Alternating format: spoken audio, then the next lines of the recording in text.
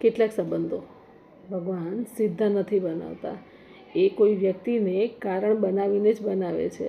અમારી વાર્તા પણ કંઈક એવી જ છે. અમારા પતિઓની મિત્રતાને કારણે અમે એકબીજાને ઓળખતા થયા, અને પછી થોડી વાતો થઈ, થોડું હસવાનું થયું, અને થોડો સમય સાથે પસાર કર્યો, અને ખબર જ ન પડી કે એ ઓળખાણ ક્યારે બહેનપણીમાં બદલાઈ ગઈ, અને બહેનપણી ક્યારે પરમ મિત્ર થઈ ગઈ. અને આજે સંબંધ એવો છે કે જેને મારી ખુશી કહેવાની જરૂર જ નથી પડતી, અને મારું મૌન એ સમજી જાય છે. જીવનમાં લોહીના સંબંધ તો જન્મથી મળે છે, પણ લાગણીના સંબંધ નસીબદાર લોકોને જ મળે છે. કદાચ ભગવાને અમારા પતિઓને મિત્ર એટલે જ બનાવ્યા હશે જેથી અમને પરમ મિત્ર મળી રહે.